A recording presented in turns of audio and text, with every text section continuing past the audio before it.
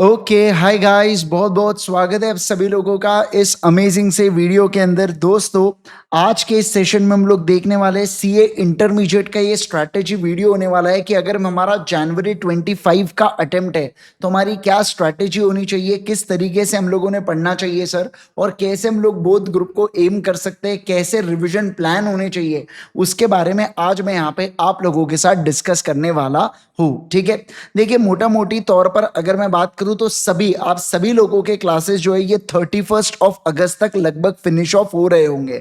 कुछ लोगों के क्लासेस ऑलरेडी अभी तक खत्म हो चुके होंगे, तो उन्होंने अपनी पढ़ाई स्टार्ट कर दी होंगी, या कभी कभार किसी के कुछ बैकलॉग वगैरह होते हैं तो आप लोगों भी बैकलॉग को कवर कर रहे होंगे, राइट।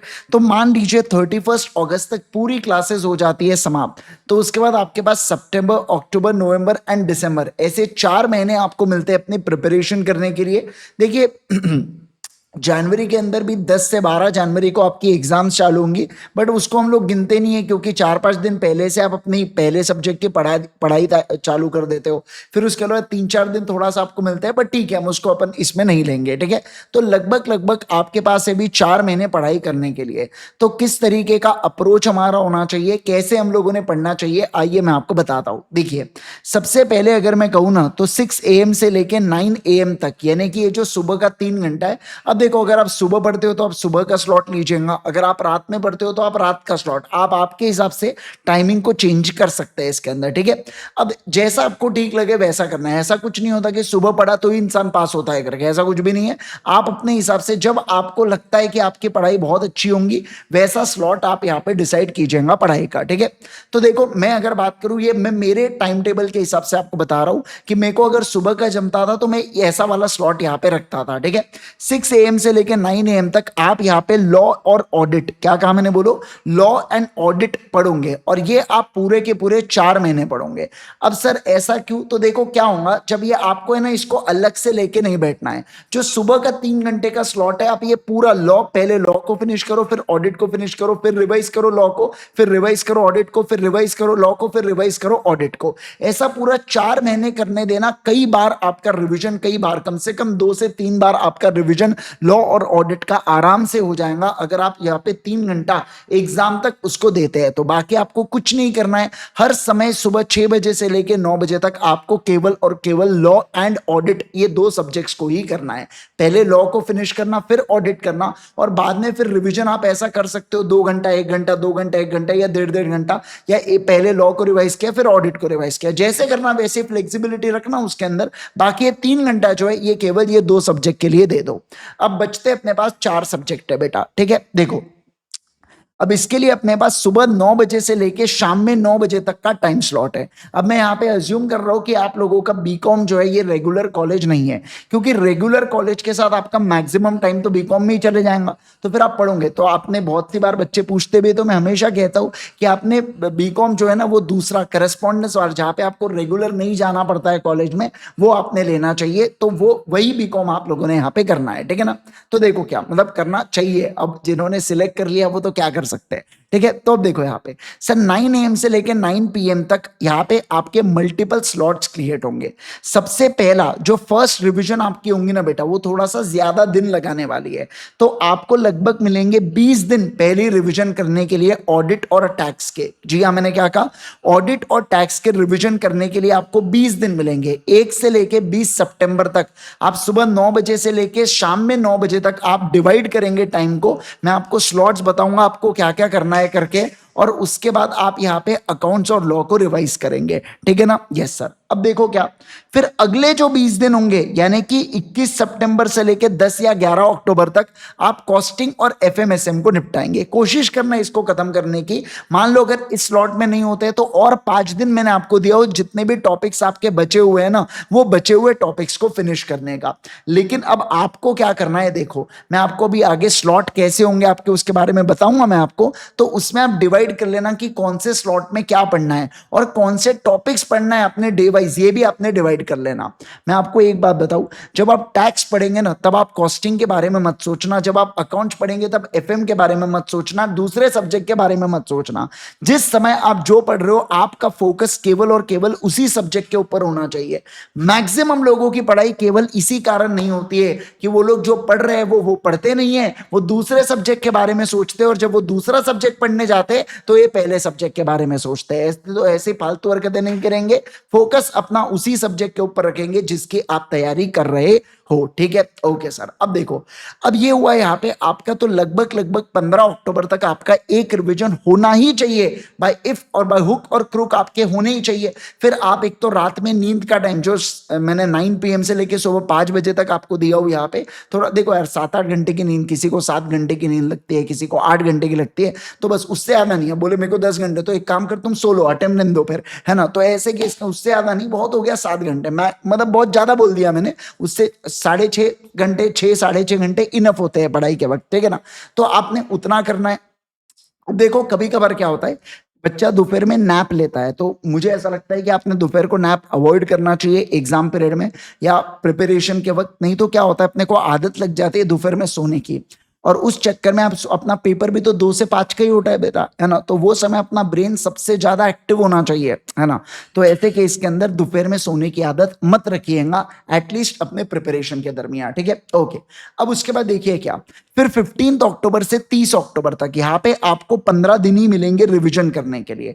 क्यों 15 दिन मिलेंगे? क्योंकि आपने एक बार रिवाइज कर लिया है, तो आपका रिवीजन यहाँ पे फास्ट होगा कंपैरेटिवली। तो ये 15 दिन में आप अकाउंट्स और टैक्स को निपटाएंगे, फिर ये जो 15 दिन है कॉस्टिंग और एफएमएसएम को निपटाएंगे, और उसके बाद जो बचे हुए 15 दिन है ना, ये आप यहाँ पे आप टेस्ट को शेड्यूल करेंगे। मतलब टेस्ट कैसे देंगे आप, जैसे एग्जाम में कैसे होता है, आज अकाउंट्स दिया, फिर उसके बाद अपन 1.5 दिन के गैप के बाद अपन ने लॉ दिया, 1.5 दिन के गैप के बाद टैक्स दिया। तो जो सितंबर का एमटीपी हुआ है ना बेटा, ये सितंबर की एक एमटीपी उठाना और अपने लिए पूरे शेड्यूल कर देना टेस्ट के माध्यम से। तो ये 15 दिन आपने अलग कर दिया टेस्ट के लिए। 15 दिन नहीं लगेंगे, 12-13 दिन ही लगेंगे, बट ठीक है। पहला पेपर ऐसे 18 तारीख वगैरह का रखना, और उसके अनुसार पूरा 30 नवंबर तक आपकी टेस्ट हो जानी चाहिए, जहां पे 1.5 दिन में आप पढ़ के टेस्ट को अपीयर कर रहे हो।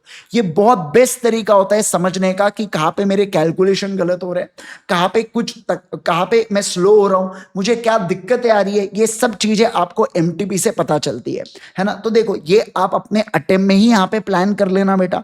देखो क्या होता है, बच्चा है ना टेस्ट सीरीज नहीं देता है, आप मैं बताऊं, और इसी के कारण एग्जाम में पैनिक होता है और चीजें गड़बड़ होती है। जब मैं आपको मेरा ही एग्जांपल बताता हूँ, बाकी और कहीं क्यों जाना, है ना। जब मेरा सीए फाइनल का जब फर्स्ट अटेम्प्ट में मेरा नहीं निकला था, क्लियर नहीं हुआ था, तो कहीं ना कहीं मुझे ऐसा लगता है टेस्ट सीरीज मैंने जो नहीं दिया था ना, वो वन ऑफ द रीजन था। लेकिन जब मैंने अगले अटेम्प्ट में टेस्ट सीरीज दिया तो मुझे पता था मुझे कौन से समय क्या सॉल्व करना है, कहाँ पे कितना कितना समय जाता है। मुझे पता था मुझे टैक्स में अगर समय लग रहा है सॉल्व करने के लिए, तो पहले से मुझे स्पीड थोड़ी सी फास्ट रखना पड़ेगा। तो ये बहुत कुछ चीजें आपको सिखाता है टेस्ट सीरीज। और पूरी एग्जाम जैसी कंडीशन बनाना, 145 को बराबर पेपर लेके उसको रीड करना, एंड देन फिर 2 से 5 बजे तक आप क्या करेंगे, उसको सॉल्व करेंगे, ठीक है। फिर 1 दिसंबर से 31 दिसंबर को अपनी थर्ड रिवीजन प्लान कीजिएगा बेटा, और ये आपकी सबसे क्रूशियल रिवीजन रहेंगी जो टेस्ट के बाद होंगी। टेक्निकली आपकी 4 रिवीजन हो गई होंगी, क्योंकि टेस्ट प्रिपरेशन के वक्त भी आपने 1.5 दिन में सब्जेक्ट पढ़े होंगे, तो आप मैक्सिमम तो रिवाइज कर जाओगे उसके अंदर, ठीक है। अगर रिवाइज नहीं कर रहे हो तो थर्ड रिवीजन में आपको समझेगा कि यार ये टॉपिक्स मेरे रिवाइज नहीं हो रहे थे, उसको कैसे पढ़ना है करके, है ना। हालांकि जब मैं आपको लॉ और ऑडिट पढ़ा रहा था तो मैंने आपको अपने हैंड रिटन नोट्स इसीलिए बनवाए थे क्लास के अंदर, ताकि आप लोग क्या कर पाओ। आपको बोला भी था ये आपको 1.5 दिन में रिवाइज कराने में बहुत ज्यादा मदद करेगा, है ना।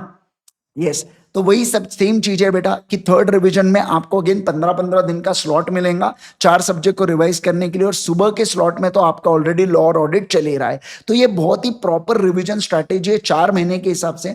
लिटरली मैं बता रहा हूँ जनवरी स्टूडेंट्स वालों, आप लकी हो बेटा कि आपको ज्यादा समय मिला है प्रिपरेशन के लिए। प्लीज इस प्रिपरेशन के समय का थोड़ा सा ज्यादा प्रयोग कीजिएगा, इसको ज्यादा मतलब इसको ये कीजिए। अब सर हमको तो दिवाली भी मनाना है, हमको दशहरा भी मनाना है, तो आहिस्ते बोलेंगे तुम एक काम करो, तुम इस बार दिवाली मना लो, अगले दिवाली खराब कर लेना। एक ही बात है ना, उसमें क्या हो रहा है ना, कोई दिक्कत थोड़ी है। तो ऐसे अब समझो, मेरा कहने का तात्पर्य यही है बेटा कि देखिए सब ठीक है, सब एक जगह अपनी जगह ठीक है, लेकिन अब दिवाली मनाना इसका ये मतलब नहीं आप 2 दिन से पटाखे फोड़ रहे करके, ऐसा तो होने नहीं वाला है। बहुत हो गया, अब 4-5 बजे तक आप अपनी पढ़ाई कीजिए, उसके बाद फिर आप लगे तो एंजॉय कीजिए।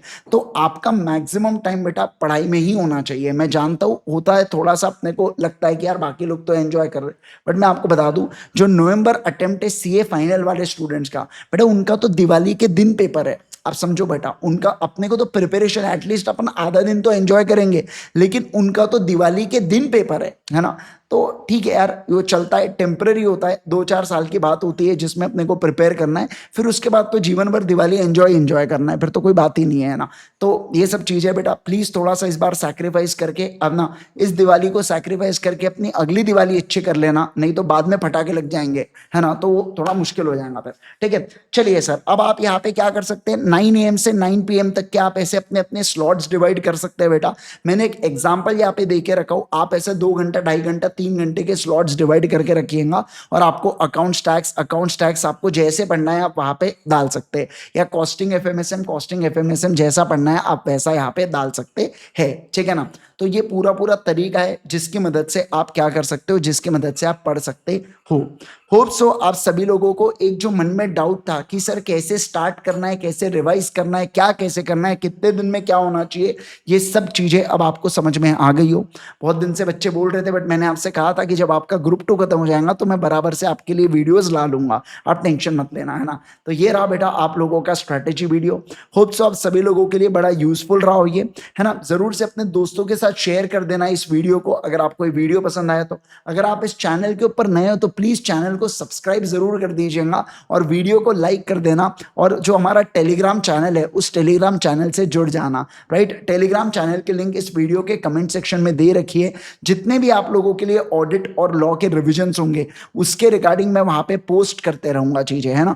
ऑलरेडी मेरे लॉ के रिविजन्स है यूट्यूब के ऊपर अवेलेबल, लेकिन मैं भी नए रिविजन वीडियोस भी ले रहा हूँ लॉ के, है ना। तो already chapter 2 incorporation of company का रिविजन हो चुका है, अभी मैं चैप्टर 6 रजिस्ट्रेशन ऑफ चार्जेस का रिविजन लूंगा। तो इनके बारे में पूरी पूरी इंफॉर्मेशन आपको उस टेलीग्राम चैनल के ऊपर मिल जाती है, राइट। ओके सर, तो आज के लिए करेंगे केवल और केवल इतना।